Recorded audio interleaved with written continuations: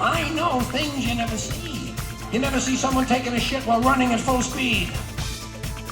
Come on, kid, get rid of some of them turds in the shit box. Welcome to the Bathroom Break Podcast with me, Rab himself. Matrimony, huh, Tim? I think you know something about matrimony. Mm-hmm. And I think actually you started me. Let's do this. All right. I know. It's going to be hard for you to take me seriously, huh?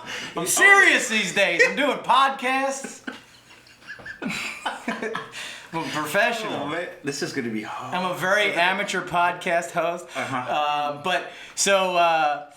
No, I was thinking about matrimony and how you asked me to basically, my last name's Rab, and a lot of people call me Rabbi, and then you had me be minister rabbi for your nuptials. Yep.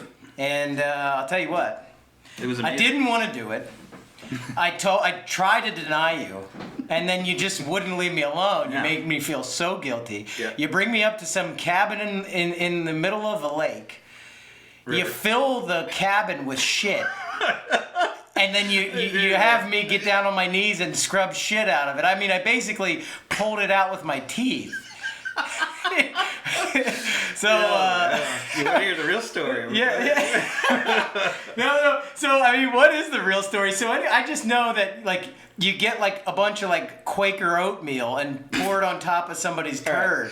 True. But there's, like, what, 60 people taking a shit in this thing? Yeah. It's a toilet that's meant for like 4 to 6 people. You're like, let's invite the whole neighborhood. We did, and it was like 35, 40 people or something like that, and over the course of a week, which was bad. And we You're were like, waiting. 4 to 6. You meant 4 to 600, right? Right. So it overflows on the day of the wedding. But the thing is, it's not like it overflows because there's like water that jammed up like some toilet paper and it overflows. There's no water in this toilet, and it's like you take a shit, then you throw oatmeal on top of the shit, and then somebody else comes and shits on top of the oatmeal, and then more oatmeal, and then shit, then oatmeal, then shit, then oatmeal, and I'm thinking like, this does not taste like that cinnamon and spice thing that little microwavable, but it got hot in there. It got hot. The smell was pungent. And when you say overflow, it didn't overflow because water started overflowing. It was just that there was so much shit that it's just like shit above the seat. Like, you know what I mean? It's like how did someone even get shit that high up? It's like they had to like go, oh yeah, that looks full. Let me squat over top of it and then just shit more on top of the oatmeal. You want me to explain really how this thing works? No, all right, you're just gonna go for it. But no, explain to me for real, because I just knew, basically I knew that Jamie was really in love with you because she looked gorgeous on her wedding day. We had just performed the ceremony right there out on the rock. You know, it's like, to give you a little backstory, Tim's family owns an awesome cabin on an island in Canada, and it was 1,000 lakes or 1,000 islands. 1,000 islands, yeah. And that would make more sense. So we're there on this island. It's this beautiful day, and we perform the ceremony, and I was like, well, I had my doubts about this lady Jamie. I go, she probably doesn't love my friend. She probably hates his guts. Why would you want to marry this guy? No, for real. I mean, he's an incredible person, and when I met Jamie immediately, we just laughed so much, and I loved her right away and was like, yes, this is the person. These two need to be together, like forever. And when they asked me to be the minister rabbi for their ceremony, I was honored, and we went through and we did this awesome ceremony. But when it really dawned on me that she loved you, I looked at this beautiful bride in her white dress, looking incredible on her wedding day. I looked at her on her hands and knees, scooping shit out of this fucking overflowing toilet. And I was like, damn, she loves that guy. Yep. Look at that. All that oatmeal on her forearms, and she's just scraping it out and bringing it over. This is love. This is love. Mm-hmm. So yeah, let's hear why did that that toilet go kaput? Well, we did overflow it, but it was shit, but it was also piss, and it's not supposed to take that much liquid, and it's not oatmeal, it's peat moss, but whatever. It looks like oatmeal, sure. Yeah. But the bottom container where it all supposed to, turn into soil. Do its mixins. Over the course of a year, turned into soil. Didn't have a chance to. It just turned into soup. And the soup started leaking forward right next to where the kitchen was. Oh, yeah. And the caterers were on their way while we were scooping out this mess of it was awful. It did smell like death. And I remember taking the bucket full of this stuff, sneaking down the path far away as I could while the caterers were coming up the path so that they didn't smell it, see it, or whatever the heck was going on there. No, don't mind this. Just a little brownie mix, fellas. It was bad. It was right before the dinner bell. We were scooping buckets. It was buckets. And there's nothing like a turd appetizer to just get your stomach really ready for the main course. It was terrible. But you did it. You did it, and you were laughing the whole time. I know. Like, why are you laughing at this? I feel like whenever I see shit, I just gotta dive in. Like, let me get in there. Let me have some fun with this. But yeah, no, that was an incredible weekend, and we were up there and enjoying ourselves, and it was nice of you to put me in the room with the guy that snored more than my wife, because what I say about Asha is that she does like a snore fart thing where she inhales a snore and then fart exhales, and it's like that's what happens every night while we're sleeping, and this guy, I'll tell you, he was a real treat. Completely drunk as a skunk, and to a point of being so loud that I just went outside into the living room and I just stood there for like an hour. I was like, maybe I could just sleep standing up because I can't do it in that room. But no, I'm just joking. He's an awesome friend, and there was just so many cool people up there. Yeah. Like it was like.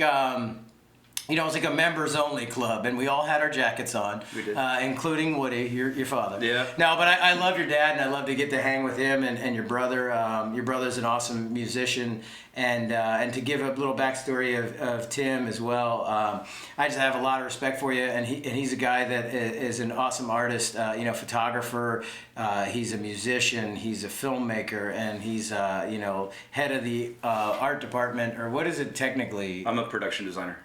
Production designer for them their movies and stuff. Movies and TV. Yeah, just super creative guy, and you'll see like this. We're in his house right now. This isn't my house. I don't have this great a taste. I think like all the stuff is just super cool, and you're always just like you got cool knickknacks. You're walking around the house like, oh, what's this? What's this from? Oh, this is like from a movie that he did. Last year, or this is from 10 years ago, or this is some painting that some guy did, and this is something he did, and his brother and him had this cool band, Farquhar, Muck and Fuss. Yeah. So just such incredible stuff that you're always working on. So I thought it would be cool to chat a bit about that stuff, and then whenever we try to be serious about those things, it always turns into some nonsense. Terrible. And somehow we always end up with accents and just making fun of each other. Yep. Mm-hmm. But yeah, I was thinking kind of about how we met each other, and we met each other because I was doing so well in life, and I was going through a dark period where. I just kind of didn't know what the heck I was going to do with myself after Jackass, after Viva La Bam. I had hit the bottle pretty hard, and I was doing a lot of other drugs and whatever, and in a dark place, and I finally got sober, and trying to figure out what the heck I'm going to do with myself, and I'm working at a restaurant, and just feeling low and whatever, and I get to this place. This restaurant that I just could not stand. It was awful, but It was a brewery too. Yeah. It was Best it was place for you. Perfect. I should go to beer college. Like they're like, Chris, you still haven't completed your beer college. I'm like, I wonder why, asshole. Right. I'm fucking like, a month sober and I don't want to taste the beer. I smell it. It smells great. Yeah. It smells like Fruit Loops. Yep. Yeah, I like it. I'm smelling notes of bananas and cloves. It's like so stupid. Yeah, this it's a porter. description. Drink it. Yeah. It's dark. You'll like it. $5, drink it. Yeah, Dick. exactly. So I think, I'm in this restaurant and I'm hating life and I'm doing this, wonderful stuff where I beat the hell out of myself mentally and go, what the hell? Where did I make a wrong turn? What happened here? And the wrong turn led me to Tim, which was an even wronger turn. But no, it was cool because I think you were in a spot too where you had moved back from Canada or something, and you had been doing a lot of film and commercial and stuff like that, and then you were back here trying to sort out what you were going to do next. And you're a graduate of Temple Film School, and Not really a graduate though. I dropped the hell out. Yeah, that's the way people. Because the film business, why bother? Yeah.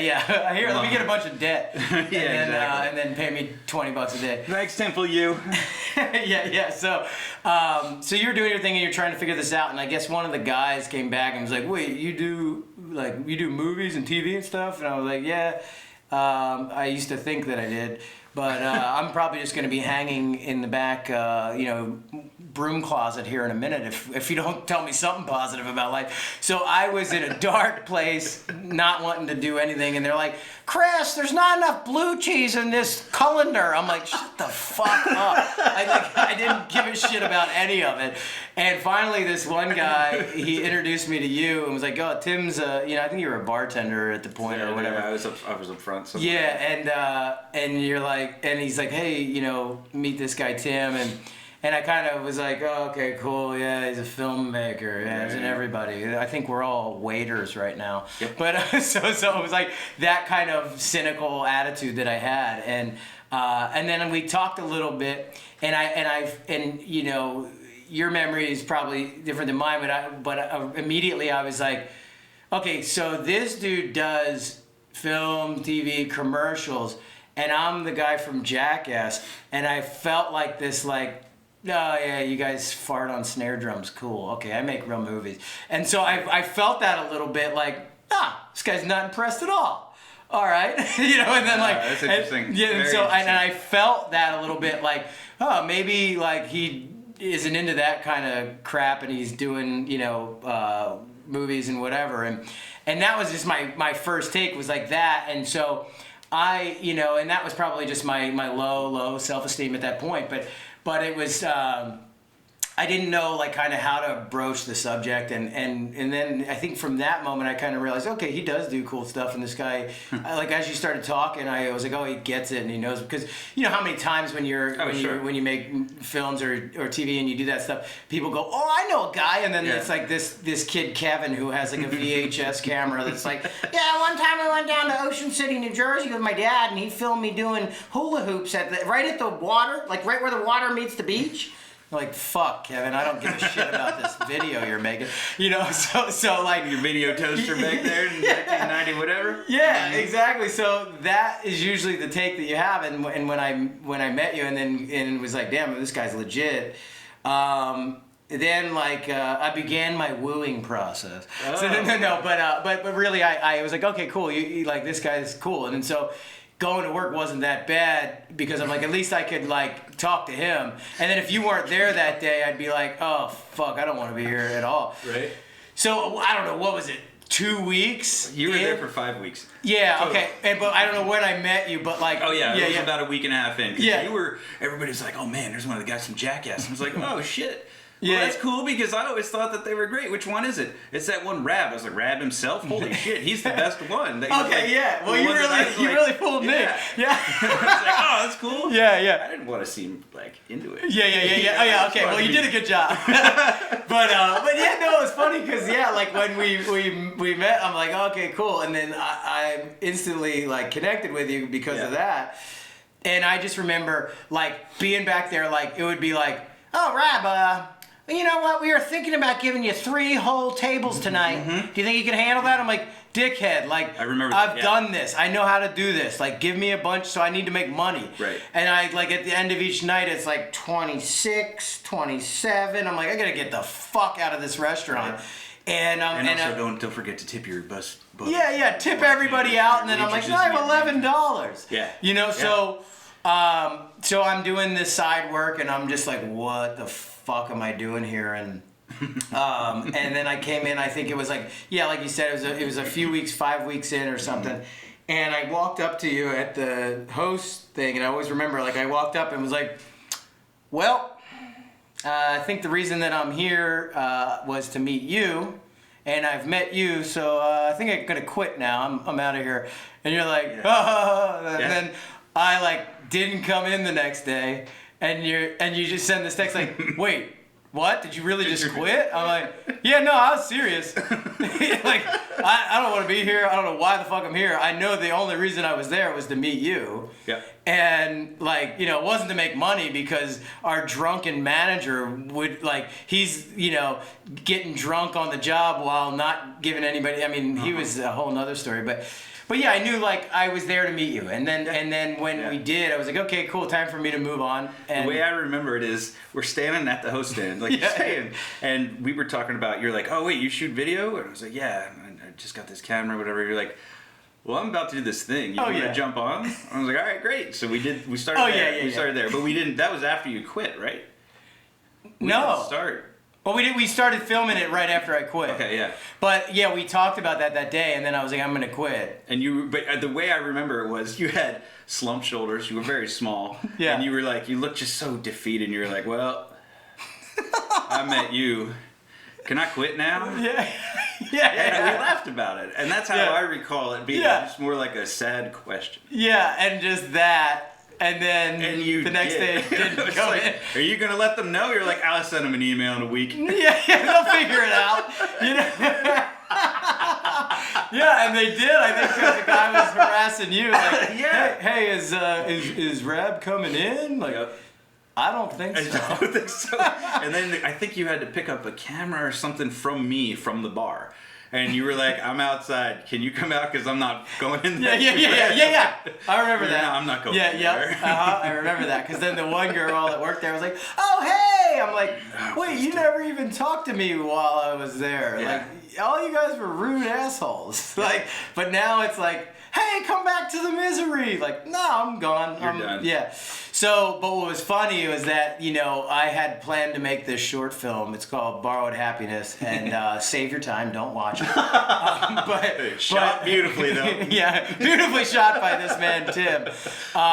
And Jude. Yeah. All the beautiful stuff was done by Jude. And but no, so what was funny about it, I think, was that we had like written this, my buddy Gabe Stano and I had written this little story about regulars at a bar, and I kind of had this whole thing planned, except I didn't have a camera guy, or like really any of it mapped out, and it was kind of like, oh wait, you have a camera? Cool. You want to come help out maybe? Meanwhile, it was like, oh, do you want to be the DP and come work like 36 hours this weekend? Yeah. So that's what happened. I mean, like, you have a better memory because I was just in a haze on that first weekend that we started shooting. But it was like, hey, Tim, do you mind waking up at 5 a.m. so we can go get a sunrise? Yeah. And that's how it started. We started at 6 a.m. at the bar to get that sunrise, and then we didn't wrap until, it was like, what was it, a 23-hour first day or something like that? Yeah, I think so. And then it was like, for you and me and Gabe. Yeah. But then everybody else was like, fuck off. Yeah, it was like probably 4 a.m. or something like. Something stupid like that. Yeah, and then the next day was like the call was at like 9, you know, and then I remember like, I think it was a little later on, but when we were doing it, I get into that like Energizer Bunny mode where like, I could just go the whole time, and then I just get like going on adrenaline, and then I never stop. Mm-hmm. And I remember one time we were like probably 18 hours into a day. You had left, Jude had left, like no one could be there to shoot it, and like I have like the girl Janelle who was doing stills, like, Right. hey, just hop in there and shoot this next scene, and like, and Kevin, the lighting dude, just looked at me. He goes, no, we're Yeah. done, Yeah. and I was like, all right, we're done. Because like I didn't have that off button, and that's kind of like how it was with partying and shit for me too. It's like no off button. But yeah, while we were doing it, it's just like, oh, just keep going. This is great. And then like you're not thinking that everyone's over there like, oh my god, dude, like we're doing this for free and you're killing us. And that I think was a big lesson for me in making, you know, short films, especially if you have friends that are kind enough to help out. Right. Maybe don't kill them, but it's tough for me because I don't sense that, because for me I'm going, yeah, this is great. I need to get this, and I'm just in that mode. But Well, it's also a trust thing for you too, because you did have so many hats on. yeah, That you, like Kev, our gaffer, was doing his thing beautifully. yeah, And Jude and I were shooting the best we could, and Deco was there doing what he was masterfully doing what he Yeah, does, you know, yeah, like yeah. all that stuff. And you would be like, I gotta do this, and be like, stop. Yeah. We got all that stuff covered, yeah. you know. And I forget who it was. I told you that. It's like, dude, we've got this. You go take care of that.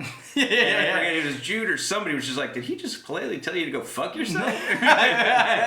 Yeah, he did, actually. Yeah. But- It felt good. But yeah, you do, and I think that's when you started realizing, like, okay, use the people.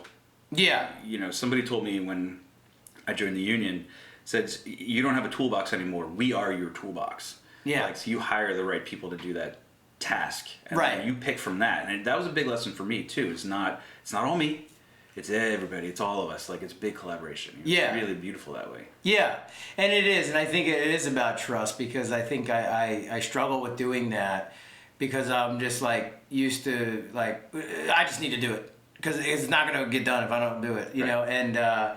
And then, you know, like you said, on that project, learning that I had a bunch of friends that were also professionals in the business and able to do it, and kind of just letting go and letting that happen. And I think throughout parts of it, I was able to do that, and those were the better days, and good things happened, and they're shorter days because it's more efficient, Yeah. and so.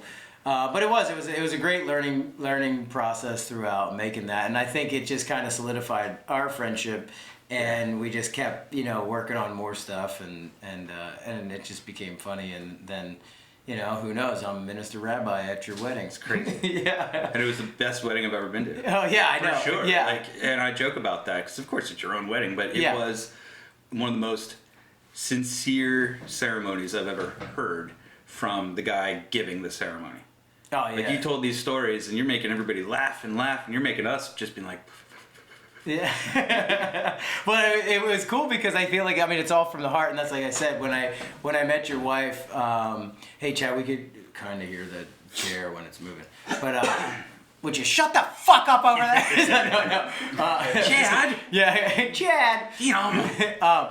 So like, but that was the thing. Like when I met Jamie and we just all hung out. It was At my folks' place. Yeah, it's just a For bunch dinner, of and you're funny telling laughs. these really bad stories, and I'm thinking, oh man, what is happening here? And you're just like, Well, it's so funny because your parents are the coolest people, but they're proper. Mm-hmm.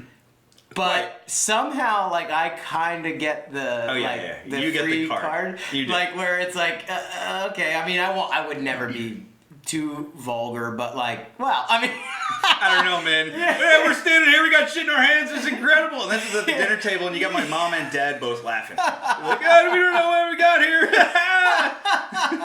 yeah. I mean, I don't know somehow because when I first met him, I'm like, oh my god, I gotta be on my best behavior. And Right. then it's like, and then as the night unfolds, the natural part of me comes out, and I can't hold it back. Right. But it's cool. I mean, and you have such an incredible family, and Woods is so rad, and your dad and your mom is this incredible artist, you Yeah. know, and she's so cool. And I sit with both of them and just like absorb the wisdom and it's just so neat to be able to do that. You know what I mean? Like I feel like that's what happened up there on the island was like you just get a little time with each of them to sit and kind of take that in, and it's really cool. One of my favorite pictures of that is you and my dad sitting in the captain's chairs or the Adirondack chairs, and it's like two worlds colliding right there. Oh, yeah. Up there at that space that's been in the family for 100 years too. You know, like that's Yeah. Oh, dude, special, yeah, really special. Yeah, and it's cool. I mean, your dad is just a fascinating guy, so it's really cool to sit with him. We'll have to get him on here. Oh, you know? it'll go on for hours. Yeah. The two of you talking, forget it. Yeah. Yeah, I know it is, but it's cool. It's cool to learn from him, and I feel like you and Woods are both just very very lucky to have those two, and it's such an awesome combination of just incredible fun cool stories that you can learn from your dad, and then like this awesome artistic approach and view of the world from your mom, and Right. and your dad has that too. But they both like balance each other, and it's neat to see that. We'll have to put up like a photo or a painting that your mom did Sure. on Instagram. It's Actually, I don't know how wide that is, but that's one.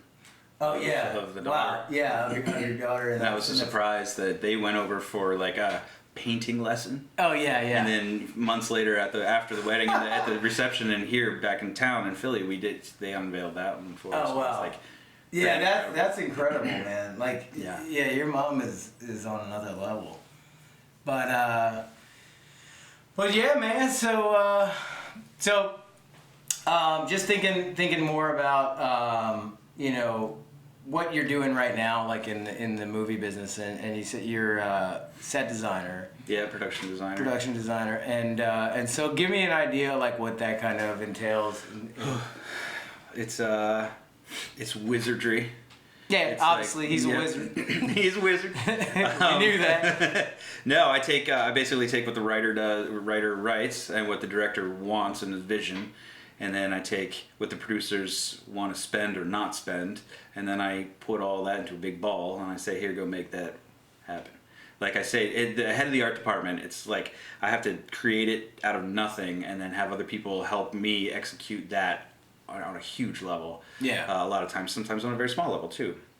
But it's interpreting the vision of the director and the words of the writer and then the thoughts of the producers and being able to communicate that to my team and to the rest of the team so we can tell that story visually. So everything that you see, I have something to do with somehow. Yeah. Does that make sense? Yeah. Like no. it's like when somebody's like, what do you do? And be like, I'm the head of the art department. All right. What does that mean? Yeah. It's I just sit long, over there dude. and paint like Picasso while they're Yeah, making a movie over there. exactly. You know, if you tell somebody you're a camera guy, everybody's like, oh, nice. Yeah. Yeah. Or you're a director. Oh, yeah. All right, cool. Okay. I'm a production designer. Right. Cool. Sounds good. I'm in the movies. Oh, yeah. All right, cool. Yeah. Cool. Yeah, movies, man. So y'all it's that making a kind of- movie? I feel like every time you're out like filming Yeah. something, hey, y'all making a movie? No one's ever like, hey, are you making like a bad commercial? Are you guys working on? Yeah. Is that reality TV? Like, no, everyone wants to believe it's this incredible movie. Like, Yeah, it's just two of us out Yeah, there on the yeah, beach. yeah. You guys making a movie? Mm-hmm. Yes, it's that guy Kevin I was talking about with the VHS camera. This is a movie, all right. You want to be in it? Kevin jumped up to tier 2 level. Yeah. He's got all the money in the world. Oh yeah, dude. It was funny because I came out and helped you in the art department the one time on this movie. What was it? The Cage? Yeah, The Cage. Oof. And I came out and like I had no idea what that entailed. I think I was back in Philly area for a couple days, and you're like, "Hey, would you want to help out?" And I was like, "Okay, cool." Happened to be like the coldest day of the year or something like. It was the coldest day of the spring. We were just about to get into spring. Yeah. And we, the director, like I'll say, first of all, The Cage has now won so many awards. And Yeah. Now 2019 Academy eligible. You know, like it's nuts that this community put. Oh, this it turned together. out incredible. Yeah. It's like North Philly, hard community life and just incredible story. So we had to gather a whole bunch of vines. Because that's all I remember. I watched that movie at the end. I was like, "What? That happened?" I was out there just snipping like trees. And like that's Yeah. all I did. Yeah, you know. no, the director had this idea of this kid, 15 years old, playing basketball against a shot clock that was totally falling apart. In Philly, a lot of the high schools had cages of gymnasiums on the roof. So this building that was totally abandoned, we went in, and in that cage, we set up lights, we set up all this stuff. But this kid who's playing against the shot clock, all these vines start growing out of the ground and along the chain link fence and all that stuff, and they try to grab him. Now it's about him trying to struggle. Does he, move forward and fight that, or does he, etc. Yeah. So definitely check it out. It's incredible. But got. Well, that's part of that whole take it all into a ball, make it happen. Like, Yeah. I'm like, oh, vines growing from the legs as you're fighting a shot clock. Okay, great. And then like Tim's the guy that has to be like, all right, so we gotta go hit the streets in Philly and cut down vines and do all this. And we're driving around and we're like, oh, I think that tree has a bunch of vines climbing up, cutting things down, and and thank God it was like the winter, because I'm allergic to poison ivy, and I'll tell you what, I would have sent that calamine lotion bill to you in a heartbeat. Thankfully, you guys didn't get any. Yeah. It was all straight up stuff. It was good though. It was you and the Greenswoman just driving around. Hey, Chris, you know how to drive stick? Mm-hmm. Yeah. Great. Here, take my Jeep and go out and get a whole bunch of shit. Just fill the Jeep up with all these vines and bring it back. I'm like, I don't know what the hell's going on. I am embarrassed to say that in Jamie's car, it is still full of little berries. Tiny little orange berries. Yeah, your Jeep wasn't enough, so we went and get your wife's like Blazer or whatever car it was, and fill that with sticks. And so it's funny because for me, like, I'm in the camera department, and that's what I normally do, like union camera dude, and I'm in that world, and I had never really been in the art department world, and so I thought, oh, it'd be cool to come out and do that. And I think, like, just from climbing trees and snipping vines, I went running back to the camera. Right. I was like, man, they're just going on Starbucks runs and, like, giving you, like, feet massage and, like, all, and, like, these people are out here, like, climbing trees, and I'm like, that's too much for me. Yeah, we always have a joke in our department. Camera moves. Okay, everybody step aside. Yeah. Camera moves. Big fucking deal. Yeah. Without us, you have nothing to shoot. Yeah. So then we say things like, vines move, vines on the move.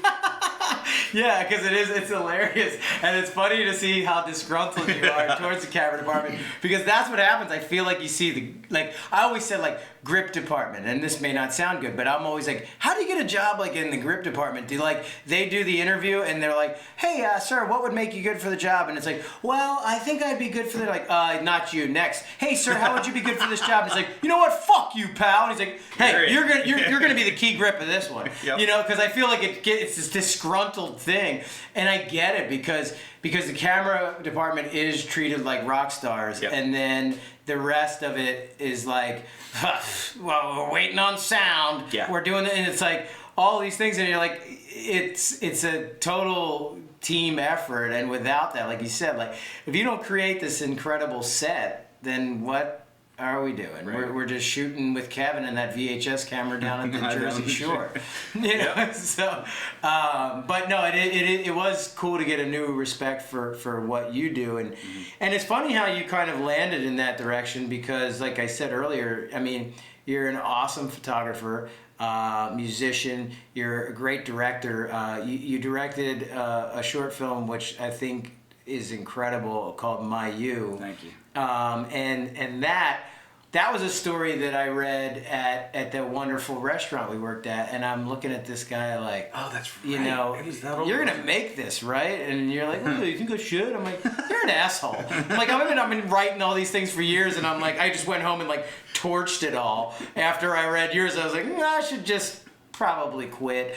I'm gonna go back to shitting on things, But that was kind of like my take, because after I read that, I was like, yeah, I guess I should rethink things. But just an awesome story, like a love story about basically people that had been separated, had a whole other lives, and they came back together late in life, and just like the style that you created, like, I think that's my goal still going forward, making films, is wanting to have a style that's unique to your own, and that's what yours is, like, I mean, it's not right out of the gates. I know you made lots of other things, but this was just cool, and to be able to see that style and that unique, Tim Stevens thing come to life was just really cool. I'll post a link to that if you, Sure. you still have that up. I'll post a link to My You, which is an incredible short film for everybody to watch, and I'll tell you, it's only 7 minutes long, so all you people with ADHD and all that can watch it, and it's really a beautiful story and a cool thing, and I was just so happy to see that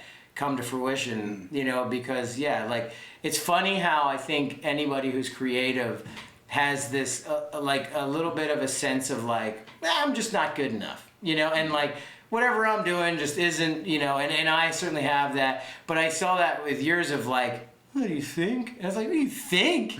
I'm like, dude, this is ridiculous. Like, this is amazing. And this story that just came out of that little noggin of yours, I'm thinking, like, this guy doesn't even believe in it, then what the hell? But that is kind of the way it is. It's part of, like, being vulnerable and putting yourself out there with whatever your idea is and going, is this even worth a damn? To bring it back to that, which is interesting, when we were watching Jackass, I forget what it was on Sunday nights or whatever it was, and we would have buddies come over when we lived down in media, and we kept on thinking, like, why are we not friends with these guys? It feels like we should be pals, And same group of house of dudes who skated and just did stupid stuff, and we're all art guys and whatever. So we're watching that, and that's when the idea for My You came to me, and part of that actually came to me in a dream, and I held on to that until I was trying to get into grad school. Why? Whatever. Yeah. But held on to that until I finally wrote that script and then gave it to you, and now you're talking about it. That's very interesting. Yeah. Because I do remember very specifically being like, why are we not friends with these guys? Yeah, like, because we got to go work at this awful restaurant years down the line,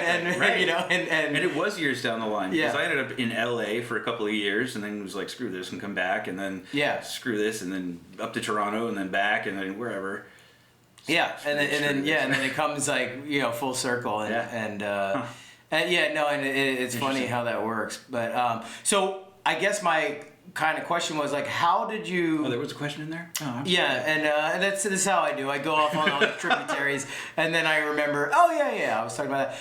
Like the idea of like, how did you become like? What made you become a production designer? Knowing like, dude, you're an awesome camera guy. Like, you're an awesome stills guy, but you're also a good DP. And like, well, I'll say great. And then, but you're a good DP and a good director and a great writer and all these other things. And then it's like, and I kind of just got this like, I fucking quit. This asshole's got so much talent in all these different departments, and I'm just like trying to get a lens and like get it on there, right? Like, I don't think I can. It won't fit. Hold on, give me a sec. Let me just try it. Like, cause there's always this some macho guy, like, out of the way, guy. Yep. Go ahead. Yeah. Like, I can do it myself. You do it himself. Yeah. So like, I feel like when I see that, it's like just talent in so many different areas, and so I wondered, do you still have aspirations for directing bigger things and doing that, and was production designing a step in that direction? You know what, I hate to say this, but the directing and management skills of people came from the restaurant business. Oh yeah. And starting way back when I was at Temple, and having one of the managers be like, all right, you're good with people, you're jumping in front of the house management. I was like, I don't want to, but I did, while learning at Temple. And I did learn a lot of good stuff at Temple, mostly from the folks that, I don't want to bad talk anybody over there, but I learned more from the TAs there, because they were willing to listen to me. Like, what are you doing trying to tell me that 12 Monkeys the movie is a great movie when it doesn't say anything? But what are you talking about? This is an awesome movie. This is like super fun to watch. Like, that was influential to me. So I just started learning. Like, I want to learn how to shoot. I want to learn how to do this. I want to learn how to build. My dad's a woodworker, and he always had me build stuff with my hands. My mom's a painter, so she was always about color and about how to do that. So all of these different things sort of went into different phases of life. Yeah. Like, spending a lot of time alone. I would sit there on the computer and just like pore over tutorials about how to learn After Effects, because I knew Photoshop. I was like, how do I make these things move? How is this possible? So then just like sit there and just be antisocial. I was, because I worked at a bar, so it was a very social setting. I would come home and just like decompress by learning things on tutorials. And this is around when YouTube started really like having a ton of content, and I still do that. When Jamie's at work and I'm waiting for her to come home, tutorials about like how to do prop building with Adam Savage, his new show Tested. It's like awesome stuff. So Yeah. constantly learning how to, how do I take that apart and put it back together? So it worked that way with photos, which I wanted to build my own sets for the portraits I wanted to make. And then somebody saw that, and then learning how to build that thing for that we never finished actually with Bill, the Hollis thing, the space thing with the Ray space Bradbury. suit. Yeah, the Ray Bradbury thing. Yeah. And so somebody saw that spacesuit and said, "Hey, can we use that for a music video?" I was like, So you're saying it was Bill Willett's fault that never got finished? I heard it. No. I'll tell him. I'll call him. All me. Yeah, All me. right. But it was like that kind of thing where one opportunity opened itself into another one, and somebody saw this thing that I built, and then said, "Hey, do you want to design this video?" Sure. Yeah. And then, "Hey, do you want to design this next one?" And then, "Hey," I would talk to the guy who's shooting and be like, "Oh, maybe we could do it this way." And understanding each department is huge. Like we're joking about the grips. That's a tough job, and like, being in the G&E department is just like, No, it's amazing. it's wicked, the stuff that they do. And Well, I had that little, like, that thing that we would say about Kevin when he's doing Borrowed Happiness. Like, it was like, Kevin will fix it, and then he would just go over and do that thing, and and it would be like, oh my God, this looks amazing. I mean, I am completely blown away by how, grip department can manipulate light to a point of, like, just making the whole look of the film, just incredible. And then also, I mean, the grip department is just funny how it's like, man, they do everything. yeah. You know what I mean? Like, they literally do everything. Well, I was always confused at first when I would be on set and being like, grip or electric? Grip or electric? Yeah. Electrics. Who's it? You know what'll not confuse you is a pissed off Rip going, that's electric. That's electric, right, exactly. And you're like, I knew that. Yeah. You guys call Genie? Yeah. Y'all have Yeah. Hey, we need some power over here. It's electric. Right. And I'm like, boogie, woogie, woogie. There's my dad joke of the day. But, so it is fascinating to see every part. And I was a PA for a while and went into each department. And I was, like, doing wardrobe and, like, things like that where you're just like, I don't know if I ever had any interest in that. But to see how hard everybody works and that it is this team effort where everybody has to put in, in order to get it to what it is. Yeah. And it's really neat to see that process. Mm-hmm. Like when I was doing Jackass stuff, it was like, get a skateboard camera like the VX2000 and then go shit on something. Sweet, that's hilarious. And shaky camera, laughing, and it was like, it was funny. You didn't need a production value. But I did a couple little indie films as an actor, if you want to call it that, and started to see the process of making a movie and how much more was involved, and that just became fascinating and made me want to go that direction. Mm-hmm. And it's really cool to see how each one of it works. And so you were kind of saying that that's what led you to you wanted to understand each of it, and I think for the purpose of being able to direct your own stuff. For sure. I still have features that I would like to put together. And that's the ultimate goal. But definitely learning now how to design a set, build a set, understanding how that works, then being able to hand that off and saying to the grips and to the electrics and being like, here, this is how I would like it to look. We want a fire in this fireplace, and understanding now that they'll put a flicker box in where a fire should go. Stuff like that. Yeah. Is going to be huge for me inside my head. So now I can just be like, all right, they have that. Whereas before I would do like you. It's just like, that's me. No. My job then would be to deal with the actors.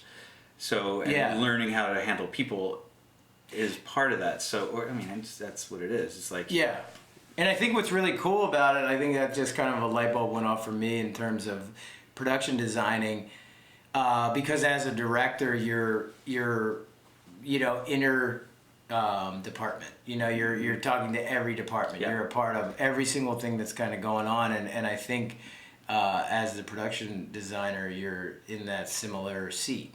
Yes. Where for sure. you're discussing with Grip Electric and figuring out well, hey, I hung this thing up and it makes this little noise. I got to talk to sound to see if that'll interfere with what's happening with sound, and then if I put this over here, does this look right to the director, or who, the DP is going to be like, this is screwing up his composition, so he wants to figure out that. So like you're talking with everybody and kind of working with everybody, and it's very similar to it being in that director's seat. Oh, totally. So for me, production designer usually comes on really early, and have to have a relationship with the director, but also with the AD, and then also with the DP for sure. And I like to have relationships with all the other department heads, just so that we can say like, hey, this is the color palette that I'm looking for wardrobe, or at least I'll go to wardrobe and be like, what is your idea for this? And then she or he, there's one wardrobe person that I work with in Philly a lot, and she's awesome, and she and I will go back and forth with palettes and be like, all right, yeah, this works, this totally works for the scene, and then bring all that to the DP and be like, this is what the idea is here. And then with all of us on board, be like, this is what we can show the director, be like, this is the mock-up, or this is the idea, how do you feel about that? And then we can change it, or we can keep it. And then it's a great process to be in as solid as you can with those department heads and the AD for sure, because that's a make or break situation right there. Like, what an amazing job that is to have.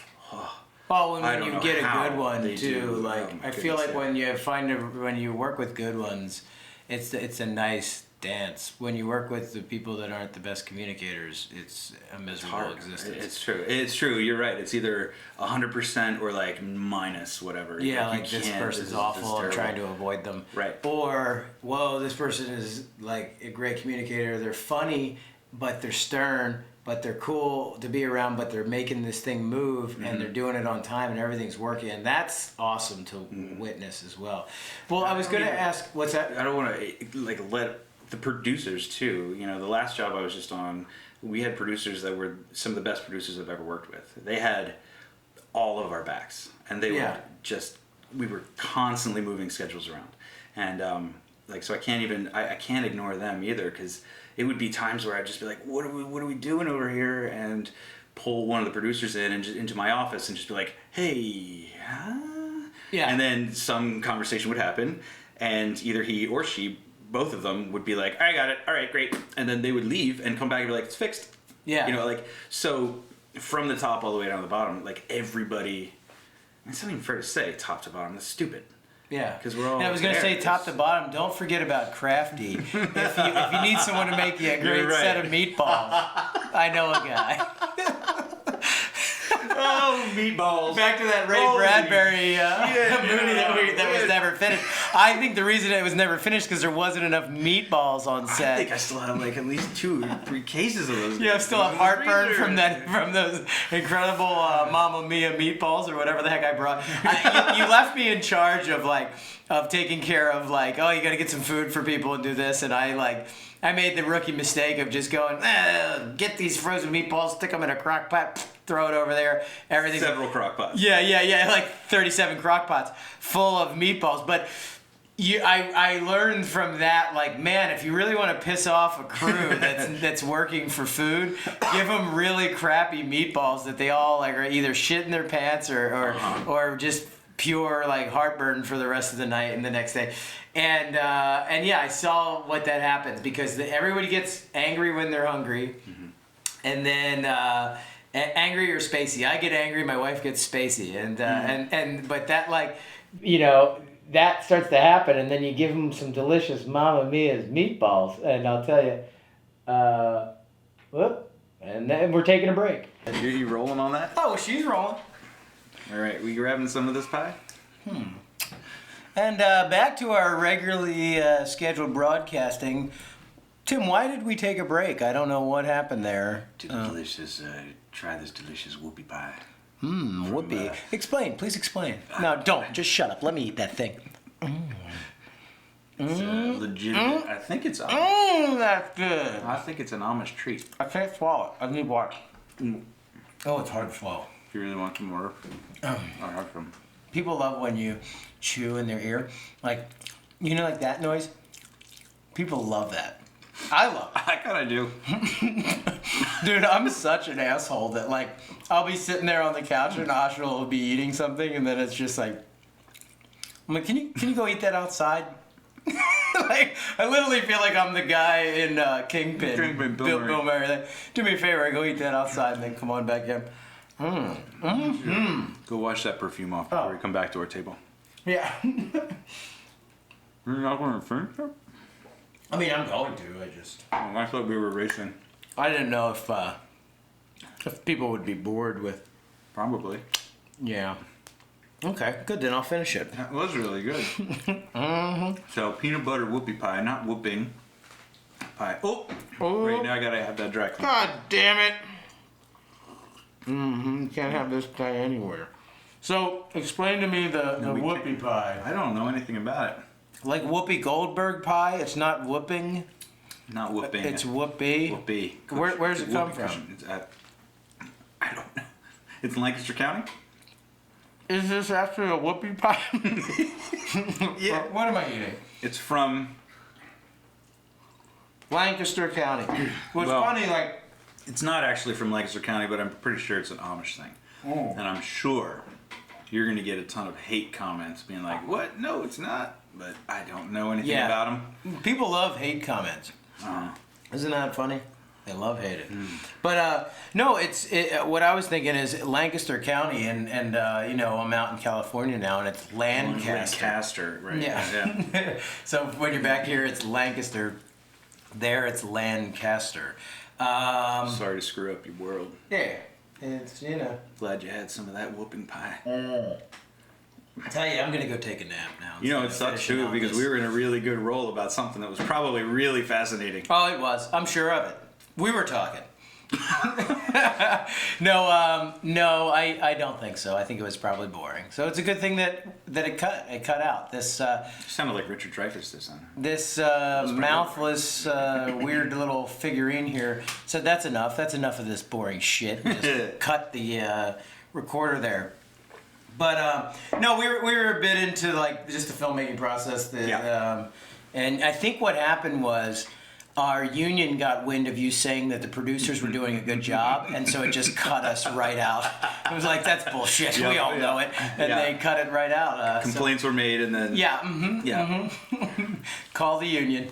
No, but it's been really cool to kind of, you know, just grow our friendship through the process of filmmaking. We're back on this now? All right, good. And we're right in here. Driving into the friendship lot. But no, it just, yeah, it's been cool to do that. And It's true. And so, yeah, I don't know how you want to end this thing, but do you want to just stare at each other for a minute?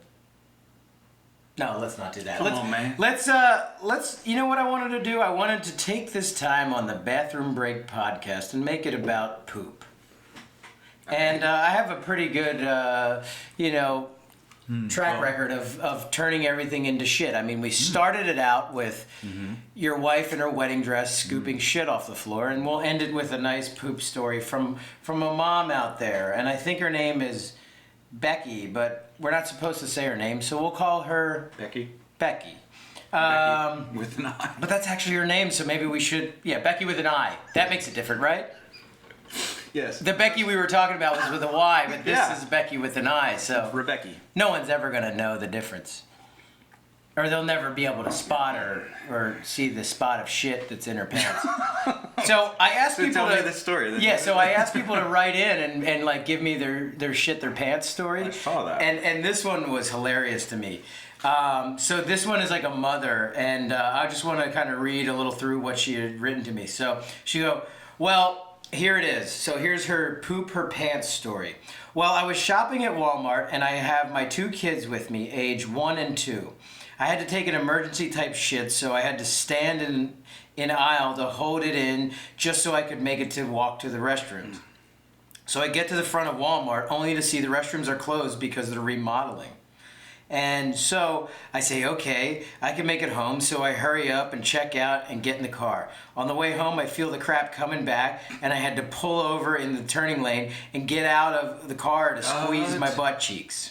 So she's standing there squeezing her butt cheeks on the side of the road with like 2 kids in the car. Why not just sit in the car and squeeze? And the good question, she says, because I can't sit down and hold my crap in, I have to stand up. So some guy across the street pulls over and asks if I need help because he thinks I'm broken down. So I say, no, my husband is on his way. I knew I had to leave because people were going to keep asking if I needed help with my car. So I say, okay, I gotta try and make it home. So I get back in the car and I start driving more. The crap was about to come out and there was nothing I could do. My stomach hurt so bad just trying to hold it in. I had to let it go. So I let it go, but it was so hard to crap my pants because everything in my body was telling me, no, it's not okay to crap your pants. So I did. And it was so much, it lifted me off my seat, and I was wearing shorts. I get home and run into my house, but not before taking a picture of the crap that spilled out of my legs and on my seat and garage floor. That's not the end. So I run into my downstairs bathroom and hop in the shower and tell my 15-year-old son to grab the babies in the car because I pooped my pants. He gets to the car, he gets the kids out of the car, and his friend was spending the night and helped him. While he was grabbing one of the kids out, he was barefoot and didn't know there was crap plops all the way to the garage door, and he stepped in one. He was like, ew, gross, and flicked his foot, and the crap flung onto the trash can, and he got so grossed out he ran through the house out back and threw up. So he barfs everywhere, and meanwhile I'm waiting for him to bring my clothes so I can go tend to my babies and clean my crap up. He tells me that him and his friend are going to clean my seat and the garage floor, and I tell him, no, it's okay, I can clean my own crap. He said, no, it's okay. I didn't have a choice because I was still waiting for him to bring the clothes, so she's in there naked while the friend who's sleeping over is like bringing kids out of the car. Geez. There's shit everywhere. There's stepping in poop, flinging it, and it's on trash cans. And so his friend decides to clean the poop off the seats while her son was cleaning the garage floor. He later told me that his friend got crap in his hands. And I said, wait, oh my God, so I'm sorry to his friend. I said, wow, imagine you go to your friend's house and then you're all of a sudden you're like got like shit in your fingernails and you're cleaning up their mom's crap off the seat and you're like, you know, like your fingers are just so disgusting. And she goes, well, you know, so that's it. That's my poop story. And she sent a picture. I think, you know, hopefully I can get it to send again or get it to come up so then we can post her picture. But it's hilarious. There's just like an actual like turd log on the seat, and there's like shit juice like around it, but there's just this full turd, you know, like usually I think when you shit your pants, it's like a diarrhea. Sure. It's like everything's sitting right at the gate. It's like a water dam, and it's just like it's about to burst through. It's like shaking and everything's like there's just nothing to go, and it just slowly goes out, and then it's like just water shit all pours down your leg. Jeff but this Daniels was like an actual yes. But this is like an actual turd log, and she just literally like lifted off the seat, like it's like what if that is that's incredible. I wonder if it's, you know how like sometimes if you walk in the mud in a river and there's like that little mud that squeezes through your toes, is that like, was her butt cheeks just making like shit pancakes as it like came out onto the seat, just like Play-Doh Mr. Whatever something spaghetti maker from the 80s. Yeah, I mean it is ridiculous, but imagine you're just like you're sitting there enjoying a nice whoopie pie, and you're over your friends like, hey, like what movie do you want to watch? Poltergeist tonight or something, and like then it's like, oh no, my mom just got home from Walmart. Wait, what? Mom, wait, what? And she's running in like getting like stripping down, getting in the shower, just hosing the shit off her body, and you're like, you know, hanging out with your buddy thinking you're just gonna have some night with like popcorn and, you know, and some great evening, and then all of a sudden your like hands are in his mom's shit, you know, like, and then you're trying to like toothbrush shit out of your fingernails. Or you could go and be a minister to your buddy's wedding and Yeah. do the same exact thing and be like, yeah, no, yeah. oh, well, we're in Canada. Let's do that. It's supposed to be a beautiful evening. And it was. And it was. It was great. And to me, that was the cherry on top. That is really. the cherry on top. So yeah, so that's the shit story. Thanks, Becky with an I. Thanks, Becky, with an I. Well, dude, yeah, thanks for being on the podcast. We Thanks just for having me. kind of covered a bunch of stuff, and and it's kind of like our relationship as friends. It's like just goofy nonsense. Then it gets serious about certain things, and then it goes back to the goofy nonsense. But yeah, no, it's awesome to just chat with you about it and kind of dig into your brain a little bit more about just your whole process of being creative, and I'm looking forward to working on more projects with you. Yeah, for sure. And yeah, man, thanks for coming on the Bathroom Break podcast. Check us out at on YouTube at Rab Himself Videos, and Twitter at Chris Rab, Instagram Rab_himself, also on Instagram at Bathroom Break Podcast. We're on SoundCloud, Bathroom Break Podcast, and working on Spotify and the iPhone podcast thing. So yeah, check us out on that. We'll have the video up on Rab Himself Videos, and I'm going to include a link on there to Tim's movie My You, the short film. It's a good 7 minutes to check it out and just see how unique of a style he has.